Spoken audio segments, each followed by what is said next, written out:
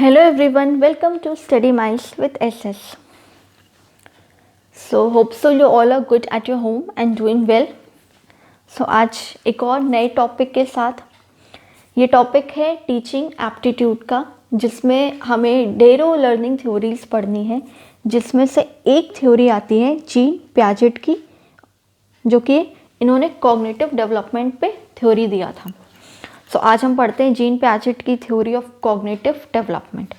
So video start करने के पहले अगर आप मेरे चैनल पे नए हैं तो चैनल को सब्सक्राइब कर दीजिए, और अगर आपको मेरे वीडियोस पसंद आते हैं तो प्लीज़ लाइक ज़रूर कीजिएगा, और इसकी पीडीएफ टेलीग्राम पे मैं डाल दूँगी, सो वहाँ जाके डाउनलोड कर लेना. सो ओके, स्टार्ट करते हैं. Gene Piaget theory of cognitive development.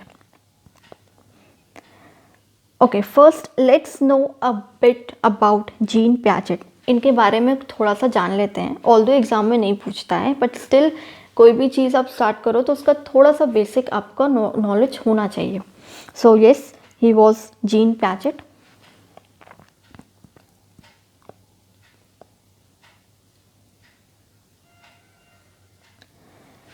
Jean Piaget was a Swiss biologist भी थे, फिलोसोफर भी थे एंड साइकोलॉजिस्ट भी थे. क्या क्या थे? Biologist, philosopher and psychologist. Being a biologist होने के चलते ही knew the importance of environment and process of adaptation. See, biology term से ही आपको समझ में आ रहा है कि समथिंग रिलेटेड टू इन्वायरमेंट. ठीक है, इन्वायरमेंट और योर नेचुरल फैक्टर्स. तो इन्होंने इनको क्या, इन्वायरमेंट और उसके प्रोसेस ऑफ अडेप्टेशन, इसके लिए इनको इम्पोर्टेंस दी जाती है. Being a philosopher he had a keen interest in epistemology. Epistemology क्या होता है? Study of knowledge. Study of knowledge. ठीक है. सी, एपिस मतलब होता है नॉलेज, एंड लॉजी सबको पता है किसी चीज़ की स्टडी. किसी भी वर्ड के आगे अगर लॉजी लग जाए इट मीन्स कि वो स्टडी होती है. So epis means knowledge and logy means study. It means study of knowledge is known as epistemology. So being a philosopher he had a keen interest. उन्हें इंटरेस्ट किस में था? नॉलेज में, knowledge की स्टडी करने में. He is also known as the father of child psychology. Psychologist होने के, बीइंग अ साइकोलॉजिस्ट, इन्हें क्या कहा जाता है? Father of child psychology. क्यों? क्योंकि इन्होंने कॉग्निटिव डेवलपमेंट की थ्योरी दी है, इसीलिए इनको चाइल्ड साइकोलॉजी के फादर कहा जाता है. Piaget's theory of cognitive development and epistemological view are together called genetic epistemology. cognitive development और epistemological जो भी इन्होंने उसमें व्यूज़ दिए थे, अपनी चर्चा चलाई थी, उन दोनों को अगर एक साथ रखा जाए तो उसको क्या कहा जाता है? Genetic epistemology. Okay, genetic epistemology. Piaget placed great importance on education of children. बच्चों की शिक्षा पे इन्होंने बहुत ज़्यादा ध्यान दिया था. According to Ernst von Glasersfeld, Piaget was the great pioneer of constructivist theory of knowing. Constructivist theory of knowing के लिए भी जाने जाते हैं. Next comes your stages of cognitive development. Jean Piaget के बारे में पढ़ लिया. अब कॉग्निटिव डेवलपमेंट की इन्होंने थ्योरीज दी थी, तो उसमें भी इन्होंने कई स्टेजेस में वो थ्योरीज दी थी, तो उन स्टेजेस को पढ़ते हैं. 4 स्टेजेस में थ्योरीज दी थी. पहला है sensory motor stage. This is the first stage. इसका सीक्वेंस याद रखना, ऊपर नीचे बिल्कुल मत करना, सीक्वेंस वाइज ही याद करना. Sensory motor stage first sequence हो गया. Then comes your pre operational stage, ये आपका सेकेंड है. फिर concrete operational stage third, and last comes your formal operational stage. 4 stages में इन्होंने ये थ्योरी दी थी. Now let's understand each and every stage क्या कहता है. फर्स्ट आता है सेंसरी मोटर स्टेज. सी, इस स्टेज में आपको एक वर्ड है सेंसरी.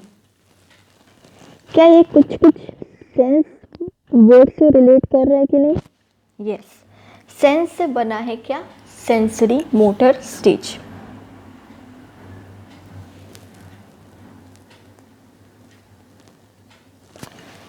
अब पढ़ते हैं इसमें क्या क्या होता है। This stage comes under 0 to 2 years। 2 साल तक के बच्चों के लिए ये स्टेज होता है, जिसमें या तो वो तुरंत न्यूबॉर्न हो या अप टू 2 years, तब तक ये स्टेज में कहलाते हैं सेंसरी मोटर स्टेज। चाइल्ड या student learns from their senses. Yes, मैंने बोला ना सेंस से रिलेट करता है, तो इसका जो की वर्ड है, हाईलाइट कर दे रही हूँ, की वर्ड क्या है? सेंस।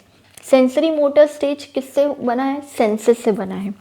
तो इसमें बच्चा अपने सेंस ऑर्गन से चीज़ों को सीखने की कोशिश करता है। That is senses are teachers. Obvious है, उस टाइम पे हम उसे कुछ नहीं सिखाते, वो अपने सेंसेस के थ्रू सीखता है।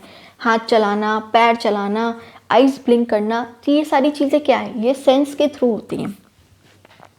Imitative behaviour.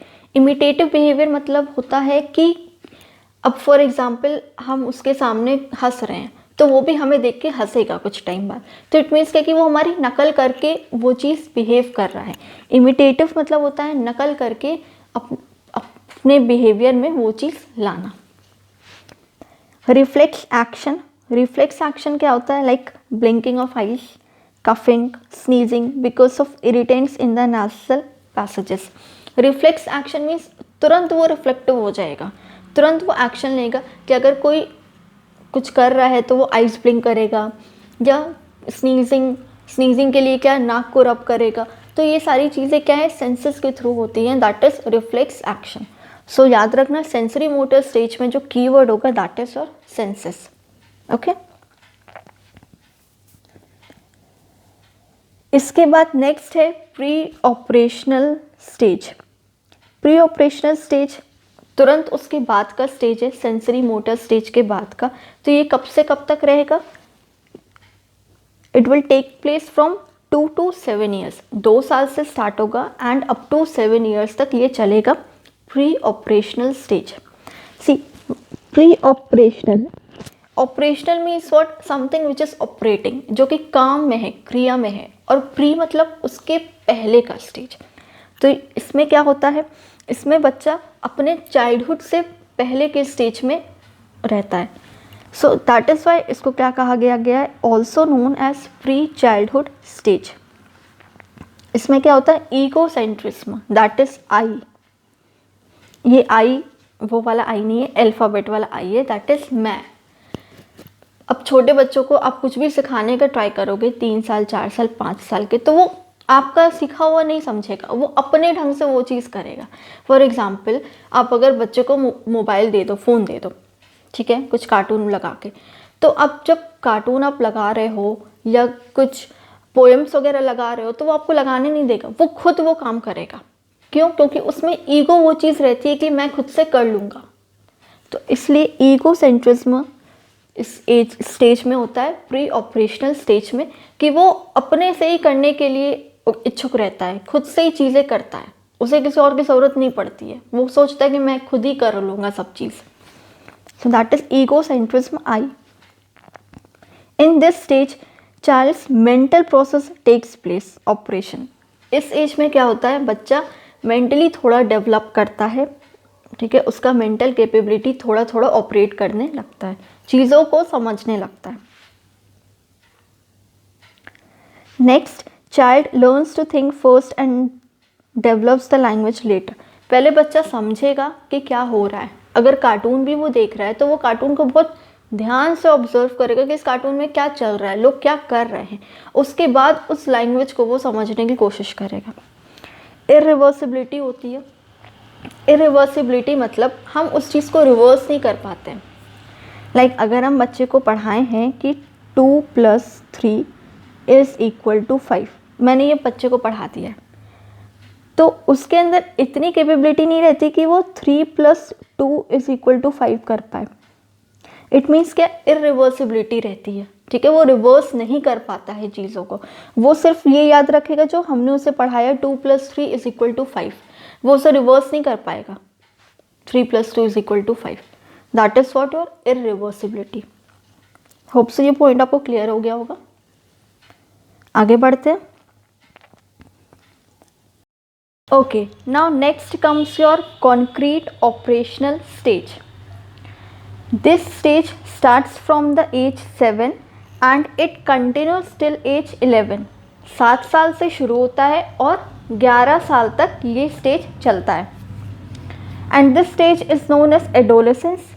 इस स्टेज को 7 से 11 साल के बच्चे जो होते हैं उनको क्या हम एडोलेसेंस कहते हैं। नेक्स्ट है stage of logical thinking and concrete operations. See, इस स्टेज में क्या होता है ना, लॉजिकल थिंकिंग डेवलप होने लगती है। बच्चा क्या, मेंटल एबिलिटी बच्चे का धीरे धीरे ग्रेजुअली डेवलप होने लगता है। लॉजिकल थिंकिंग बोले तो उसे समझ में आता है कि हाँ क्या चीज़ें मेरे लिए अच्छी हैं and at the same time क्या चीज़ें मेरे लिए बुरी हैं। इसका एक छोटा सा एग्जांपल लेते हैं। अब जैसे बच्चा जो है मार्केट गया, उसको 10 रुपये की डेयरी मिल्क चाहिए। उसने शॉपकीपर से बोला कि मुझे 10 रुपये वाली डेयरी मिल्क दे दीजिए। शॉपकीपर ने क्या किया, 10 रुपये वाली डेयरी मिल्क के बजाय उसने 5 रुपये वाली डेयरी मिल्क दे दिया उस बच्चे को। तो उस टाइम पे बच्चा क्या बोलेगा कि इतनी छोटी डेयरी मिल्क, ये तो 5 रुपये की है, ये 10 रुपये की नहीं है। तो उस टाइम पे बच्चा का थिंकिंग डेवलप करेगा कि जो डेयरी मिल्क का साइज़ है वो छोटा है। साइज़ छोटा है तो ऑब्वियस है कि इसकी वैल्यू भी कम होगी। तो दोनों चीज़ वो प्रेडिक्ट कर पाएगा कि हाँ, एक तरफ तो उसका चॉकलेट का साइज़ छोटा है and at the same time जो उसकी वैल्यू है वो उसे उतने में मिल रही है। 10 रुपये की डेयरी मिल्क में उसे 5 रुपये की डेयरी मिल्क मिल रही है। तो इस टाइम पे क्या होगा, बच्चा खुद का लॉजिक लगाएगा कि नहीं, अंकल हमको चीट कर रहे हैं। तो ये होता है कॉन्क्रीट ऑपरेशनल स्टेज, जिसमें आप खुद मेंटली आपका डेवलपमेंट होगा धीरे धीरे, और आप सही चीज़ें क्या हैं, गलत चीज़ें क्या हैं, ये दोनों चीज़ों के बीच में डिफ्रेंशिएट ईजिली कर पाओगे। And at the same time last पिछले वाले में हमने क्या पढ़ा था कि उसमें इरिवर्सिबिलिटी होती है, मीन्स बच्चा रिवर्स नहीं कर पाएगा। लाइक 2+3 वाला जो था उसको हम बताए हैं 5, तो वो 3+2 = 5 नहीं कर पाएगा। बट इन दिस स्टेज, इस स्टेज में आने के बाद उसमें क्या आ जाती है, रिवर्सिबिलिटी भी अपने आप डेवलप हो जाती है। अगर हम उसे एक फंडा उसे बताए हैं 2+3 का, तो वो नेक्स्ट वो अज्यूम कर लेगा कि हाँ अगर 2+3 = 5 होता है देन फॉर श्योर 3+2 भी 5 होगा। So this is the case of reversibility. Reversibility इसमें डेवलप हो जाएगी। And this stage is also known as later childhood, जो कि चाइल्डहुड के बाद की स्टेज है। एंड प्री गैंग स्टेज, जो गैंग स्टेज जो हमारी आएगी नेक्स्ट स्टेज में, उसके पहले की स्टेज है, that is pre gang stage. Hope so this one is clear to you, concrete operational stage. इसमें बस 2 चीज़ें याद रखनी है कि इसमें लॉजिकल थिंकिंग डेवलप हो जाएगी और रिवर्सिबिलिटी डेवलप हो जाएगी। Okay, so these two are the most important points. Reversibility as well as logical thinking develops in this stage. Okay, now next as well as the last stage of Jean Piaget theory is formal operational stage. ये utmost stage होता है, highest stage होता है, as well as last stage होता है। इस stage में क्या होगा, adolescence to adulthood आएगा। एडोलेसेंस क्या था, 11 साल तक था। अब 11 साल से एडल्टहुड, जो आप टीन एज कह सकते हो, 19 ईयर्स 20 ईयर्स, उस एज तक कौन सी स्टेज आएगी हमारी, formal operational stage. Okay, now let's understand what this stage says. In this stage child develops abstract thinking. ये बहुत इंपॉर्टेंट पॉइंट है, इसीलिए मैंने रेड से हाईलाइट किया है। एब्स्ट्रैक्ट थिंकिंग डेवलप करेगा। प्रीवियस वन में क्या था कि लॉजिकल थिंकिंग डेवलप करेगा, मीन्स उसे पता चलेगा लॉजिकली क्या चीज़ें सही हैं क्या गलत है। But in this stage abstract thinking develop करेगा, दैट इज़ वैसी चीज़ें जो वो फील कर सकता है, अमूल्य चीज़ें, जो वो इंटैंजिबल चीज़ें जो वो गेस कर सकेगा, फील कर सकेगा कि हाँ ये चीज़ें मेरे लिए अच्छी हैं। नए नए आइडियाज़ आएंगे उसके माइंड में, ब्रेन स्टॉर्मिंग होगा। तो इस टाइम पे क्या होगा, एब्स्ट्रैक्ट थिंकिंग डेवलप होगा। Also known as gang stage, gang age. Deductive reasoning इसमें आएगी। डिडक्टिव रीजनिंग क्या है, डिडक्टिव रीजनिंग में हम जनरल टू पर्टिकुलर जाते हैं। जनरल में एक उनको स्टेटमेंट रहती है, ठीक है, उस स्टेटमेंट को हम आगे जाके क्या करते हैं, वेरीफाई करते हैं, प्रूव करते हैं। जैसे लॉ की थ्योरी, ग्रेविटेशनल लॉ की थ्योरी सबको पता है, तो उसको हम क्या करेंगे, उसको स्टेप बाय स्टेप जाके हम वेरीफाई करेंगे। So this is a deductive stage, top to bottom होता है, ऊपर से हम नीचे की तरफ जाते हैं। हमारे पास एक जनरल स्टेटमेंट होता है एंड उसको हम प्रूव करने की कोशिश करते हैं। सो this is a deductive reasoning. Adolescent egocentrism, इसमें ईगोसेंट्रिज्म आ जाता है। अब एडल्टहुड वाली एज में क्या होता है कि लोग अपना सुनते हैं, जो उन्हें करना रहता है वही करते हैं। हम उन्हें कितनी भी सही गलत चीज़ें समझाएं वो नहीं समझते हैं। वो सोचते हैं कि जो वो सोच रहे हैं या वो जो कर रहे हैं वो बेस्ट है, वो किसी की नहीं सुनते, not even their own parents. So इसीलिए इस स्टेज को क्या कहा गया है, एडोलेसेंट ईगोसेंट्रिज्म, ईगो वाली चीज़ आ जाती है।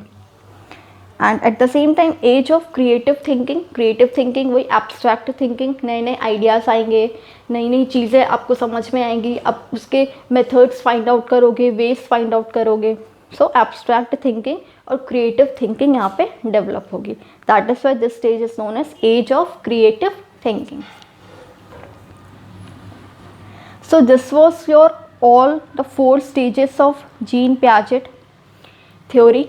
होप सो आपको ये लेक्चर पसंद आया होगा, और अगर पसंद आया है तो प्लीज़ लाइक करना ना भूलिए, चैनल को सब्सक्राइब करिए और ज़्यादा से ज़्यादा लोगों तक शेयर करिए, ठीक है। और इसकी PDF I will be providing you on my telegram channel, जिसका लिंक डिस्क्रिप्शन बॉक्स में है। सो काइंडली जिन लोगों ने अभी तक नहीं ज्वाइन किया है, I highly request them to join my telegram channel, link is in the description box. So till then take care everyone, मिलते हैं नेक्स्ट वीडियो में। Bye, good bye.